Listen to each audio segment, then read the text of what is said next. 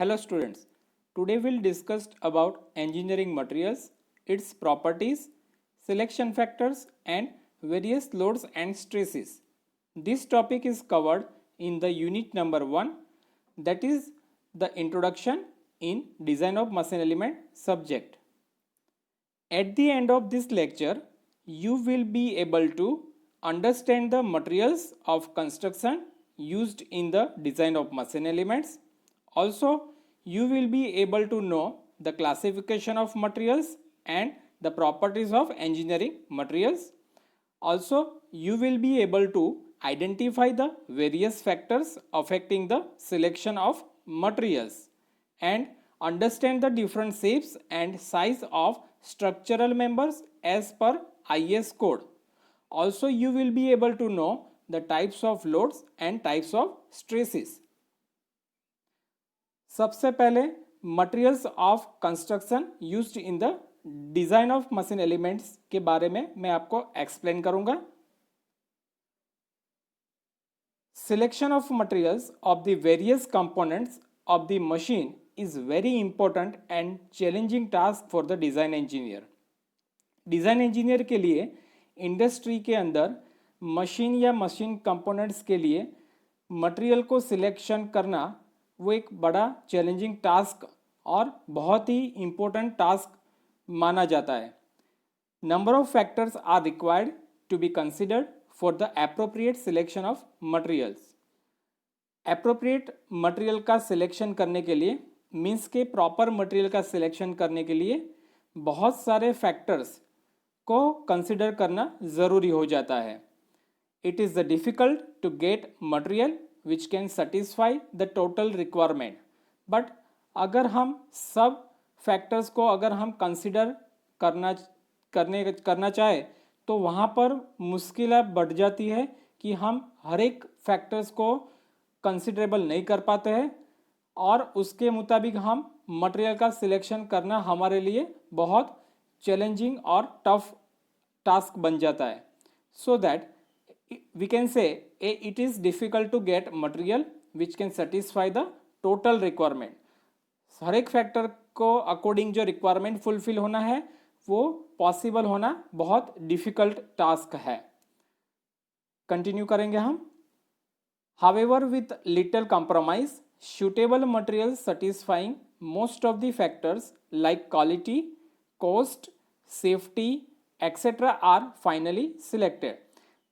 जितने भी फैक्टर्स को अगर हम कंसिडर करने के लिए चाहे बट उसमें से हमको कुछ फैक्टर्स को कॉम्प्रोमाइज़ करके हमको उसको नेग्लेक्ट करना पड़ता है और कुछ इम्पोर्टेंट फैक्टर्स को हमको ध्यान में लेते हुए उसके ऊपर हम ज़्यादा भार रखते हुए हम उसको कंसिडर करके हम अपने मटेरियल का पर्टिकुलर मशीन या मशीन कंपोनेंट के बारे में डिसीजन लेते हैं. उसमें कुछ फैक्टर्स जो इम्पोर्टेंट फैक्टर्स हैं जो सूटेबल मटेरियल्स मतलब जो ज़रूरी मटेरियल है उसको सेटिस्फाई करने के लिए जो इम्पोर्टेंट फैक्टर्स है उसमें क्वालिटी मतलब गुणवत्ता, कोस्ट કિંમત, સેફટી સલામતી જેવા પરિબળોને ધ્યાનમાં રાખી અને મટીરિયલનું ફાઇનલી સિલેક્શન કરવામાં આવતું હોય છે. Newer and recently developed materials are also considered for the selection. Machine के लिए या मशीन के कुछ भागों के लिए जो मार्केट में इंट्रोड्यूस हुए जो न्यू मटेरियल्स है या रिसेंटली डेवलप्ड मटेरियल्स है उसको भी कंसिडर करना ज़रूरी होता है. Designer involve in selection of materials should have enough knowledge and experience in the respective field. मतलब जो ये एक्टिविटी जो ये टास्क परफॉर्म करता है जिसको हम डिज़ाइनर बोलते हैं तो डिज़ाइनर को पर्टिकुलर एरिया का इनफ नॉलेज और एक्सपीरियंस भी होना ज़रूरी बन जाता है. नाउ अभी हम देखेंगे इंजीनियरिंग मटेरियल्स का क्लासिफिकेशन जिसके अंदर नॉर्मली इंजीनियरिंग मटेरियल्स को दो ग्रुप में डिवाइड किया जाता है. फर्स्ट ग्रुप है जो है metallic materials and another group है जिसको नॉन मेटालिक मटेरियल्स के नाम से जाना जाता है. मेटालिक मटेरियल्स की अगर मैं बात करूं तो यहाँ पर मेटालिक मटेरियल्स को दो कैटेगरी में डिवाइड किया जाता है. One is the ferrous metals and another is a non-ferrous materials. Ferrous metals का मीनिंग नॉर्मली जिसमें आयरन पार्टिकल्स होते हैं जिसको हम फेरस मटेरियल्स बोलते हैं, और नॉन फेरस मटेरियल्स किसको बोलेंगे जिसमें आयरन पार्टिकल्स बहुत कम मात्रा में या नहीं के बराबर होते हैं, जिसको हम नॉन फेरस मटेरियल बोलते हैं। फेरस की अगर मैं बात करूं यहाँ पर, तो फेरस के अंदर स्टील एंड कास्ट आयरन का समाविष्ट होता है, जैसे plain carbon steel, alloy steel etcetera. और कास्ट आयरन की अगर मैं बात करूं तो जिसमें grey cast iron, white cast iron, malleable cast iron, ductile और नोड्यूलर कास्ट आयरन जैसे कास्ट आयरन मटेरियल्स का समाविष्ट होता है। नॉन फेरस मटेरियल के कुछ नाम मैं आपको सजेस्ट करूं, जिसके अंदर aluminium, copper, magnesium, tin, zinc, lead, निकल एंड इन सभी की एलॉयज मेटल्स जो रहती है वो सभी का समाविष्ट नॉन फेरस मटेरियल्स के अंदर होता है। अभी दूसरी साइड में नॉन मेटालिक मटेरियल्स की अगर हम बात करें तो नॉन मेटालिक मटेरियल्स को भी दो कैटेगरीज में डिवाइड किया जाता है। First is the organic and another is the inorganic. Organic के अंदर मैं कुछ मटेरियल आपको सुझाव करूं तो वो है plastics, would, paper, rubber, leather and petroleum materials. જે આપણે પેટ્રોલિયમ પેદાશો કહીએ છીએ, that all are known as a organic materials और उसको नॉन मेटालिक मटेरियल्स के ग्रुप में समाविष्ट किया जाता है। इनऑर्गेनिक मटेरियल्स की मैं बात करूं तो जिसके अंदर मिनरल्स आ जाते हैं, सीमेंट्स आ जाता है, ग्लास, सिरामिक जैसे मटेरियल्स इंक्लूड्स किए जाते हैं और ग्रेफाइट जैसे मटेरियल्स को भी इनऑर्गेनिक ग्रुप में नॉन मेटालिक कैटेगरीज में इंक्लूड किया जाता है। तो ये बात हो गई स्टूडेंट्स इंजीनियरिंग मटेरियल्स के डिफरेंट टाइप्स की। ओके, देन नेक्स्ट हम बात करेंगे various properties of engineering materials. Material की प्रॉपर्टीज को अलग अलग ग्रुप में डिवाइड किया जाता है, like chemical properties, physical properties, mechanical properties and dimensional properties. तो यहाँ पर चार ग्रुप में जनरली मैंने आपको एक्सप्लेन करने की ट्राई की है। केमिकल प्रॉपर्टीज के अंदर कंपोजिशंस जिसमें ऑक्साइड एंड कंपाउंड कंपोजिशन की बात होती है। दूसरा आता है एसिडिटी और अल्कनिलिटी एंड नेक्स्ट आता है वेदरिंग, करोजन। तो ये सब जो प्रॉपर्टीज है जिसको हम केमिकल ग्रुप में मतलब केमिकल प्रॉपर्टीज के कैटेगरी के अंदर इंक्लूड्स करते हैं। अभी सेकेंड ग्रुप की मैं आपको बात करूं तो जो है फिजिकल प्रॉपर्टीज, मटेरियल का फिजिकल प्रॉपर्टीज। तो फिजिकल प्रॉपर्टीज में डेंसिटी, कंडक्टिविटी में थर्मल कंडक्टिविटी होती है और इलेक्ट्रिकल कंडक्टिविटी होती है। ठीक है, फिर साउंड ट्रांसमिशन जिसको हम एब्जॉर्प्शन के नाम से भी पहचानते हैं, optical combustibility. So this all are the physical properties for the engineering materials.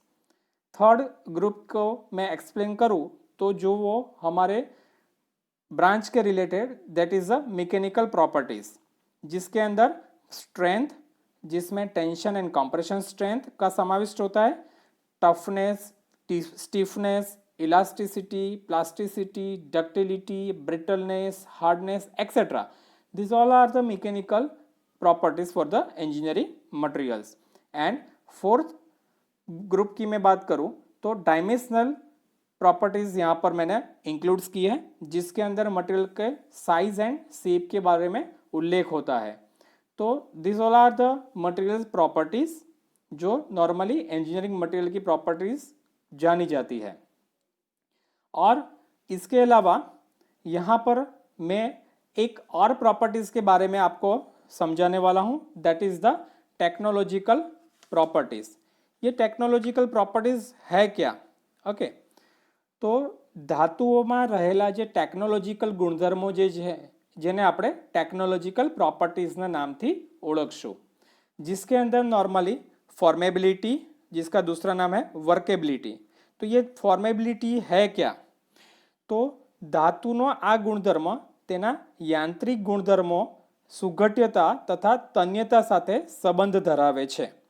જે ધાતુઓના સુઘટ્ય વિરૂપણ એટલે કે પ્લાસ્ટિક ડિફોર્મેશન દ્વારા જુદા જુદા આકારનું એટલે કે ડિફરન્ટ શેપ્સ નું નિર્માણ કરી શકાય તે ધાતુઓના આવા ગુણધર્મને આપણે ફોર્મેબિલિટી અથવા તો વર્કેબિલિટીના નામથી ઓળખશું. ઓકે. સેકન્ડ છે વેલ્ડેબિલિટી. ધાતુ કે મિશ્ર ધાતુના બે ભાગોને અથવા તો જુદી જુદી ધાતુ કે મિશ્ર ધાતુના બે ભાગોને ગરમી તથા દબાણ આપીને કે દબાણ આપ્યા વગર તેમજ પૂરક ધાતુનો ઉપયોગ કરીને કે કર્યા વગર સાંધવાની જે ક્રિયા છે તેને આપણે વેલ્ડિંગ કહેવામાં આવે છે. ધાતુ તથા મિશ્ર ધાતુઓના સહેલાઈથી સાંધવાના આ ગુણધર્મને વેલ્ડેબિલિટીના નામથી આપણે ઓળખશું. વેલ્ડિંગ કરેલા સાંધાના નજીકના આડછેદમાં અનિયમિત ગરમીને કારણે जो धातुना કેટલાક गुणधर्मों ઉપર असर पड़े છે. ओके, सो बेसिकली यहाँ पर वेल्डिंग करने की एबिलिटी अगर मटेरियल में है तो उसको हम वेल्डेबिलिटी के नाम से पहचानेंगे. थर्ड है कास्टेबिलिटी. प्रवाही स्वरूपમાં ધાતુને બીબામાં ઢાળીને તેના જુદા જુદા આકાર પામવાના ગુણધર્મને કાસ્ટેબિલિટી તરીકે ઓળખવામાં આવે છે. फोर्थ है मशीनेबिलिटी. विविध मशीनिंग क्रिया જેવી કે ટર્નિંગ, ડ્રિલિંગ, મિલિંગ, બોરિંગ દરમિયાન કટિંગ ટૂલ દ્વારા ધાતુઓને કાપી શકાય છે કે તેમાંથી વધતે ઓછે અંશે મટીરિયલ દૂર કરી શકાય છે.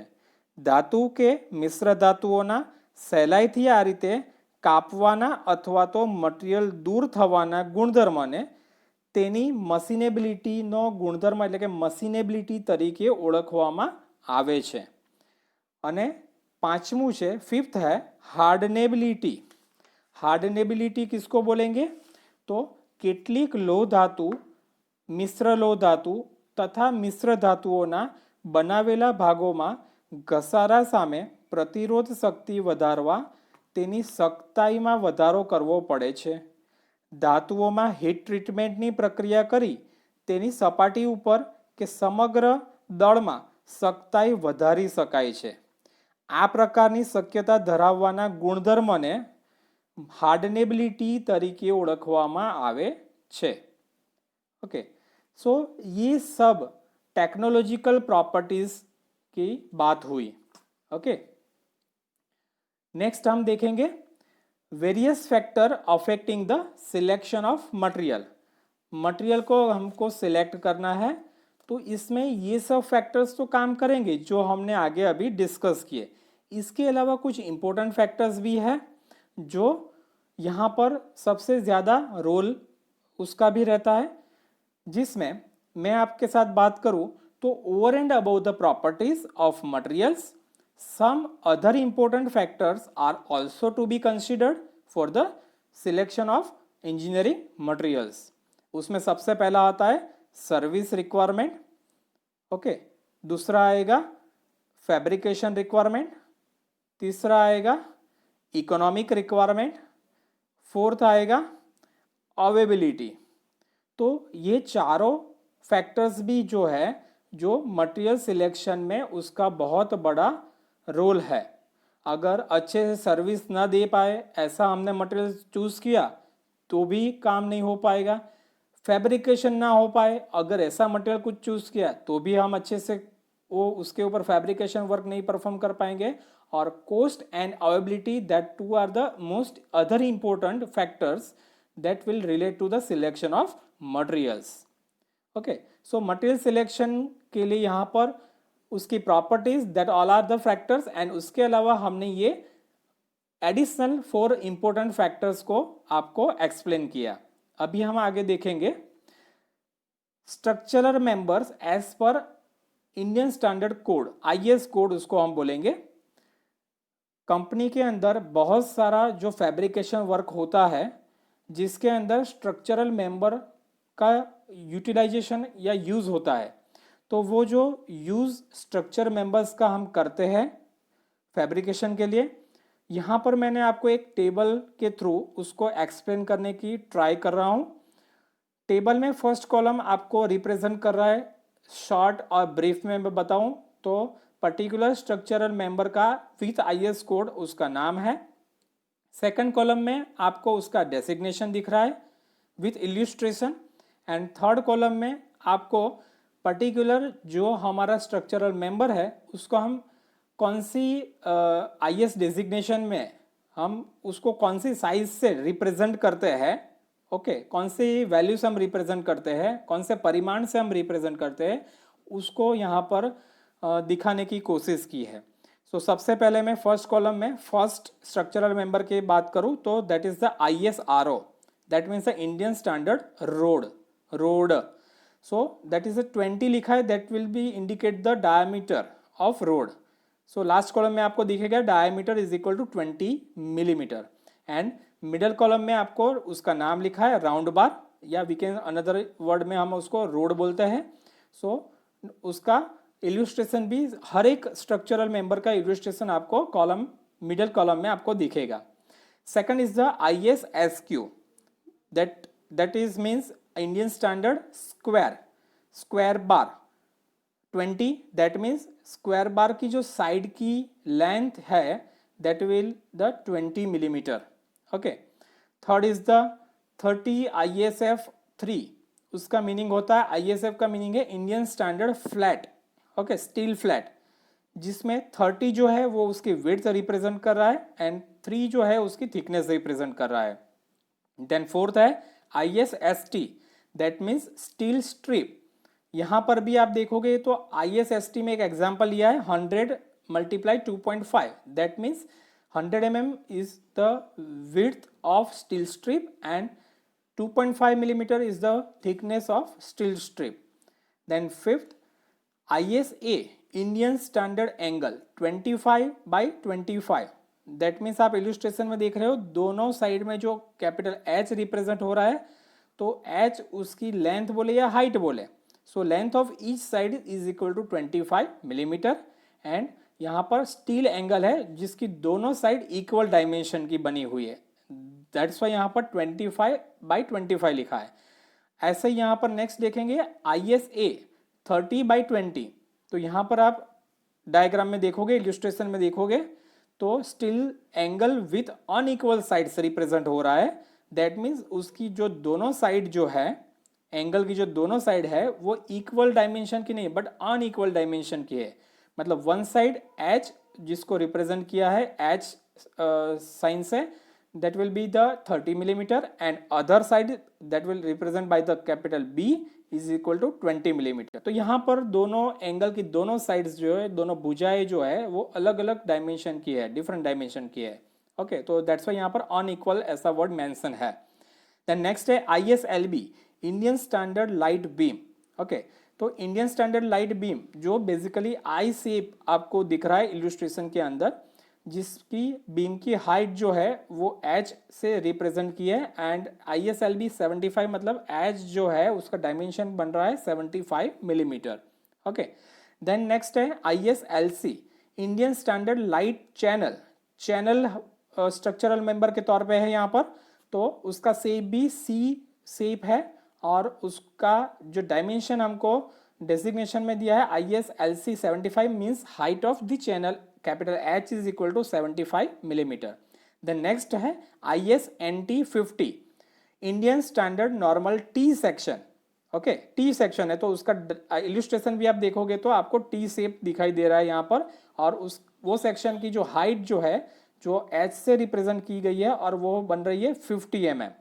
एंड लास्ट जो है ये टेबल के अंदर that is the ISLT means Indian standard plane carbon steel light tube जो है एज ए स्ट्रक्चरल मेंबर के तौर पे यहाँ पर हमने कंसिडर किया है, जिसका डायमेंशन 15 लिखा हुआ है। सो जो ट्यूब का इंटरनल डायमीटर है जो स्मॉल d से रिप्रेजेंट किया है इल्यूस्ट्रेशन के अंदर, that will be the 15 millimetre.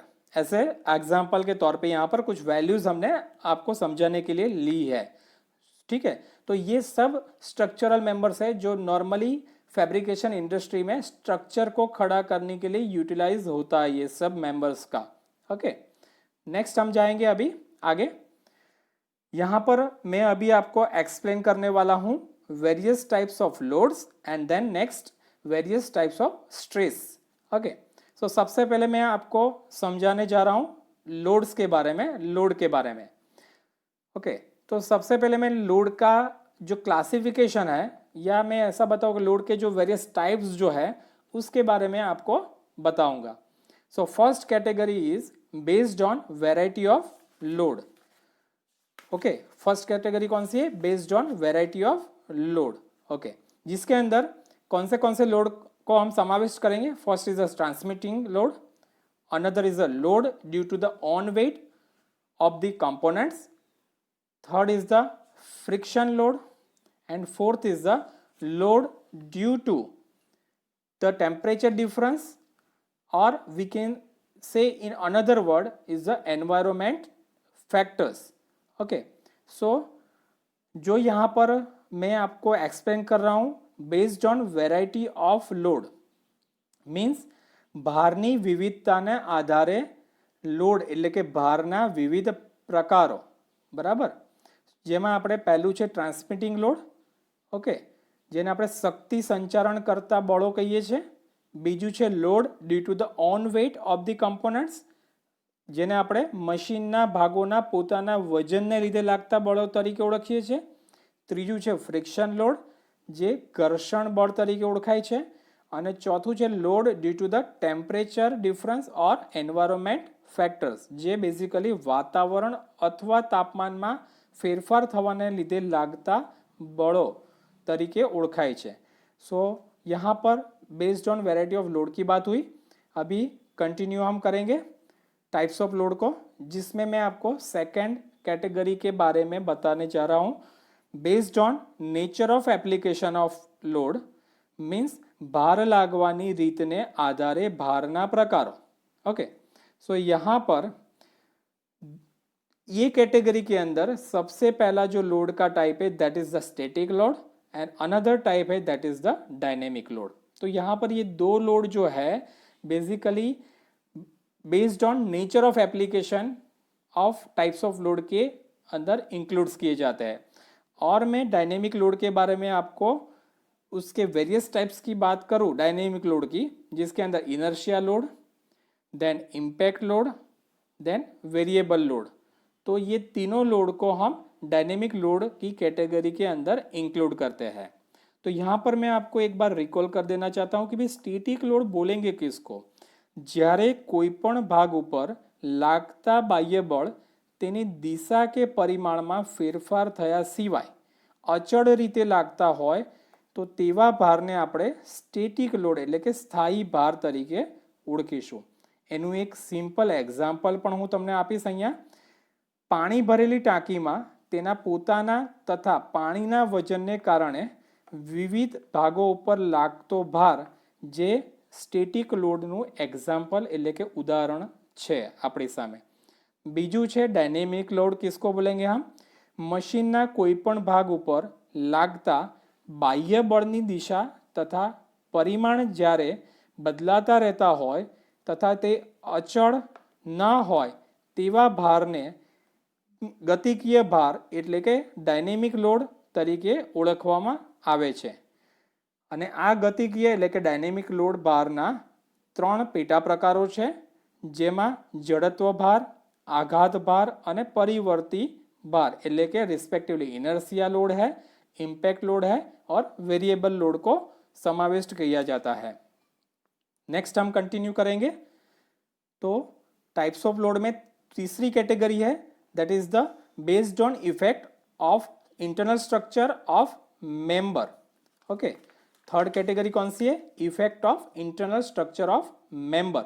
Okay, आंतरिक संरचना पर थती असर ने आधारे भारना प्रकारों हवे आपणे जोईशुं, जिसके अंदर सबसे पहला है डायरेक्ट लोड.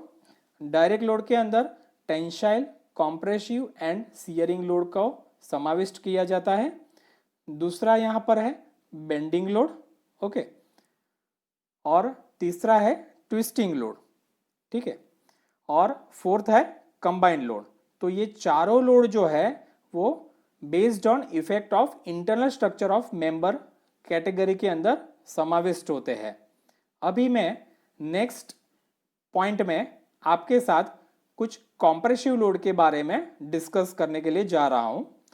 कंप्रेसिव लोड जो है उसके कुछ टाइप्स में आपको सबसे पहले बताऊंगा, जिसमें प्योर और सिंपल कंप्रेसिव लोड आता है, दूसरा बकलिंग लोड आता है, तीसरा कॉन्टेक्ट लोड आता है और चौथा बेरिंग लोड आता है। Okay, normally simple compressive load को तो आप सब जानते हो। अभी हम बकलिंग लोड के बारे में आपको बताए तो જ્યારે કોઈપણ ભાગની લંબાઈ તેના આડછેદના લઘુત્તમ માપ કરતાં 10 ગણી એટલે કે મોર દેન 10 ટાઈમ્સ કે તેથી વધુ હોય, ઓકે, 10 ટાઈમ્સ યા મોર દેન 10 ટાઈમ્સ હોય તથા તે ભાગ ઉપર જ્યારે તેની અક્ષીય દિશામાં મીન્સ પરપેન્ડિક્યુલર ડિરેક્શનમાં ભાર લાગતો હોય ત્યારે તે ભાગ વળી જવાની શક્યતા ઊભી થાય છે। આવી અસર કરતા દાબ ભાર એટલે કે કોમ્પ્રેસિવ લોડને આપણે બકલિંગ લોડ તરીકે ઓળખશું। સેકન્ડ છે यहाँ पर કોન્ટેક્ટ લોડ। જ્યારે બે સપાટી એકબીજાના સંપર્કમાં હોય ત્યારે તેની ઉપર લાગતા દાબ ભારને કોન્ટેક્ટ લોડ તરીકે એટલે કે સ્પર્શક ભાર તરીકે ઓળખવામાં આવે છે। જેમ કે ઉદાહરણ તરીકે હું તમને ગિયરના દાંતા, રેલવેના પાટા તથા વ્હીલ, બોલ બેરિંગ વગેરે મશીન ઘટકોમાં આ પ્રકારના કોન્ટેક્ટ લોડ અપ્લાય થતા આપણને જોવા મળે છે। तीसरा यहाँ पर है બેરિંગ લોડ। બે સપાટી એકબીજાના સંપર્કમાં હોય તેમની વચ્ચે સાપેક્ષ ગતિ હોય તથા તે દરમિયાન જ્યારે સપાટીની લંબ દિશામાં દાબભાર લાગે ત્યારે તેવા ભારને બેરિંગ ભાર તરીકે ઓળખવામાં આવે છે। અહીંયા હું એક તમને ઉદાહરણ આપીશ બેરિંગ લોડ માટે। બેરિંગ તથા શાફ્ટ વચ્ચે લાગતો લોડ જે છે જેને આપણે બેરિંગ લોડના ઉદાહરણ તરીકે લઈ શકીએ છીએ। तो यहाँ पर मैंने कुछ आपके साथ कंप्रेसिव लोड के डिफरेंट टाइप्स के बारे में डिस्कस किया। ओके, अभी हम नेक्स्ट आगे जाएंगे टाइप्स ऑफ स्ट्रेसेस के टॉपिक के अंदर। तो यहाँ पर मैं आपको एक्सप्लेन करने वाला हूँ कुछ इम्पोर्टेंट स्ट्रेसेस के बारे में आपको समझाने वाला हूँ। सबसे पहले स्ट्रेसेस के बारे में मैं आपको बताऊँ तो व्हेन एनी पार्ट और machine element is subjected to external force, the internal resistance from the material of the part is produced. The resistance to the external load per unit area of cross section of the part is known as stress. तो सबसे पहले मैं यहाँ पर stress के बारे में, stress term के बारे में आपको वापस एक बार समझाना चाहता हूँ कि पदार्थ ऊपर बाह्य बળ લગાડતા पदार्थમાંથી તેની સામે प्रतिक्रियात्मक बળ उत्पन्न થાય છે। जब भी हम कंपोनेंट के ऊपर, मटेरियल के ऊपर अगर एक्सटर्नल लोड या फोर्स अप्लाई करते हैं तब वही कंपोनेंट या वही मटेरियल उसके सामने वो रेजिस्ट करने की ट्राई करता है और वहाँ पर रेजिस्टेंस फोर्स डेवलप होता है। पदार्थना आड़छेदना एकम क्षेत्रफળ ઉપર ઉત્પન્ન થતા આ પ્રતિક્રિયાત્મક બળને प्रतिबल એટલે કે સ્ટ્રેસ કહેવામાં આવે છે। મીન્સ કે यहाँ पर resistance to external load per unit area of cross section of the part is known as a stress. So stress is equal to external force acting on the part divided by area of cross section of the part, जो हम already जानते हैं। Okay, सो इसको mathematically कैसे express करते हैं वो यहाँ पर आप देख पाओगे कि स्ट्रेस को रिप्रेजेंट करते हैं हम सिग्मा से, फोर्स यानी कि लोड को हम रिप्रेजेंट करते हैं कैपिटल पी साइन से, एंड एरिया जिसको हम क्षेत्रफल बोलते हैं उसको हम रिप्रेजेंट करते हैं कैपिटल ए से। सो यहाँ मैथमेटिकली एक्सप्रेस्ड स्ट्रेस को ऐसे किया जाता है sigma is equal to load upon area, जहाँ पर सिग्मा मीन्स स्ट्रेस का यूनिट पीएसआई में मेजर किया जाता है, केएसआई में मेजर किया जाता है या मेगा पास्कल में मेजर किया जाता है, बिकॉज इंटरनल लोड जो है वो एलबीएस किलो न्यूटन या किलो न्यूटन में मेजर किया जाता है और एरिया जो है वो इंच स्क्वायर, मिलीमीटर स्क्वायर या मीटर स्क्वायर में मेजर किया जाता है। ओके, सो ये बात हो गई स्ट्रेस की बेसिक इंट्रोडक्शन पार्ट। अभी हम स्ट्रेस के कुछ टाइप्स के बारे में आपको एक्सप्लेन करेंगे, ओके, जिसमें depending on the connection of the machine part and the ratio of its length to least lateral dimension, the compressive stresses are further classified as follows.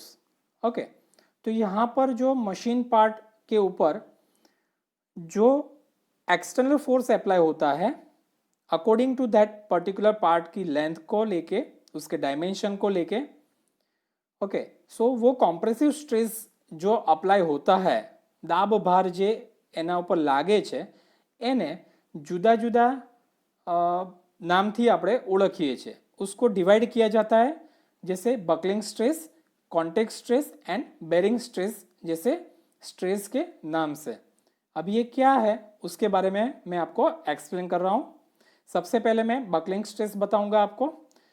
तो यहाँ पर आप एक डायग्राम में एक कॉलम जैसा देख रहे हो। कॉलम के ऊपर आपको कोई एक्सटर्नल फोर्स P अप्लाई हो रहा है, वो दिख रहा है, जो कि बेसिकली कॉम्प्रेसिव लोड है, कॉम्प्रेसिव फोर्स है। और उसका जो induced due to the long slender member subjected to axial compressive load, वो क्या हो रहा है, उसके ऊपर बकलिंग इफेक्ट आ रही है। मतलब कंपोनेंट की जो लेंथ है वो ज़्यादा है, और कंपोनेंट की लेंथ ज़्यादा होते हुए उसके ऊपर अगर कंप्रेसिव लोड एप्लीकेबल हो रहा है तो वो कोई स्पेसिफिक पोजीशन ऊपर से उसमें बैंड होता हुआ अपने को दिख रहा है। तो ये पर्टिकुलर जो अभी कंप्रेसिव लोड एप्लीकेबल हो रहा है उसके चलते हुए जो स्ट्रेस डेवलप हो रहा है, जिसको हम बकलिंग स्ट्रेस बोलेंगे, क्योंकि वहां पर जो इफेक्ट आ रहा है that is known as a buckling effect. Okay, next हम देखेंगे कॉन्टेक्ट स्ट्रेस के बारे में, आपको मैं एक्सप्लेन करूंगा। कॉन्टेक्ट स्ट्रेस के लिए आप यहाँ पर डायग्राम में देख सकते हो। Okay, when two surfaces in contact act upon by compressive load, contact stresses are induced at the contact surfaces. Okay, so क्या हो रहा है यहाँ पर कि जहां पर दो सरफेसेस एक दूसरे के साथ में कॉन्टेक्ट में आ रही है और वहां पर अगर कंप्रेसिव लोड अप्लाई हो रहा है, तो जो पर्टिकुलर सरफेस है जहां से वो कॉन्टेक्ट में आ रही है, वहां पर जो स्ट्रेस डेवलप हो रहा है, इंड्यूस्ड हो रहा है, that stress is known as a contact stress. Okay, third हम बात करेंगे अभी आगे बेरिंग स्ट्रेस के बारे में। यहां पर भी आप एक डायग्राम देख पाओगे। When two surfaces in contact have relative motion between them and they are subjected to compressive load, then the stresses induced between that two parts means between them is known as bearing stress।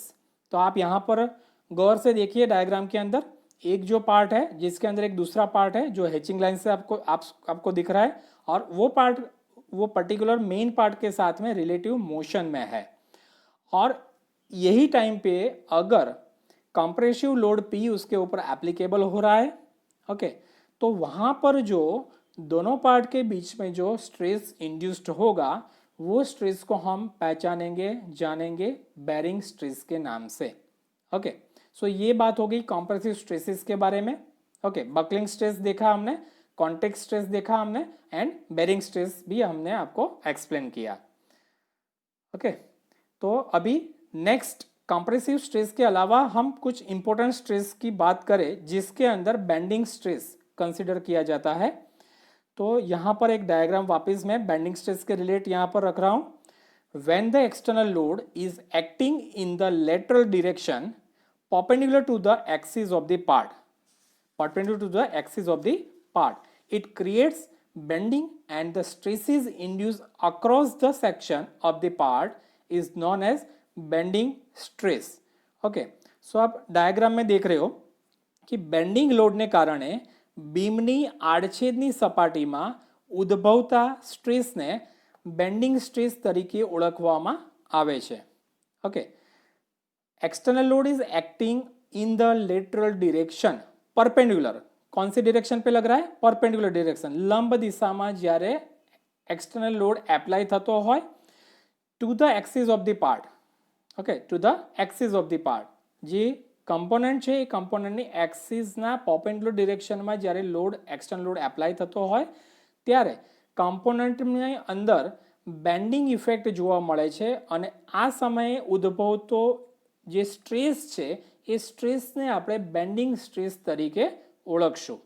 Okay, normally ये bending stress जो core portion पे zero value हो जाती है उसकी और एकदम बाहर के आउटर सरफेस के पोर्शन पे वो मैक्सिमम वैल्यू मिलता है और धीरे धीरे आप इंटरनल सरफेस तक की साइड जाओगे तो आपको कम होता हुआ दिखेगा।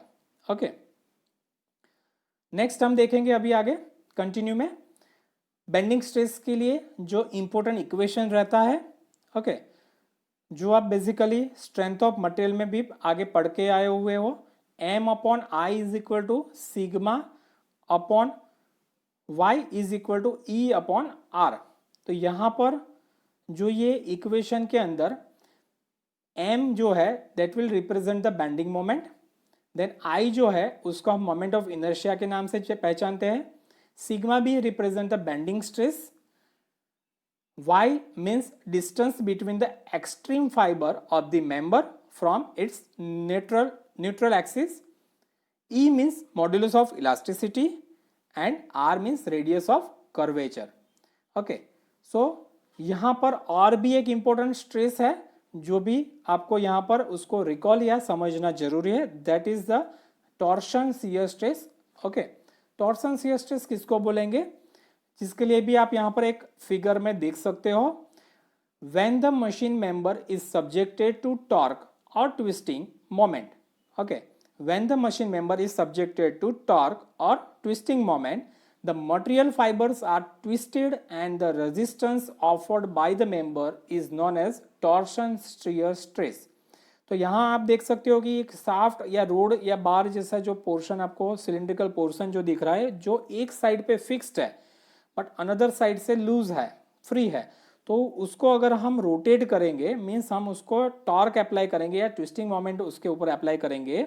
ओके, तो क्या होगा, वो ट्विस्टिंग मोमेंट अप्लाई होने पे हम वहाँ से उसको अफोर्ड्स करेंगे, टॉर्क अप्लाई करेंगे, तो material fibres are twisted, material के फाइबर्स में क्या होगा, ट्विस्ट होगा और उसके सामने वो जो रेजिस्टेंस अप्लाई मतलब प्रतिक्रियाના ફોર્મમાં જે બળ ઉત્પન્ન થાય છે, બરાબર, જે સ્ટ્રેસ ડેવલપ થાય છે જેને આપણે ટોર્સન શિયર સ્ટ્રેસના નામથી ઓળખશું, જેની વેલ્યુ પણ જેમ આઉટર સરફેસ તરફ જશો એમ વધતી જશે અને કોર પોર્શન તરફ આવીશું તેમ એ રિડ્યુસ થઈને ઝીરો તરફ આવતી જશે।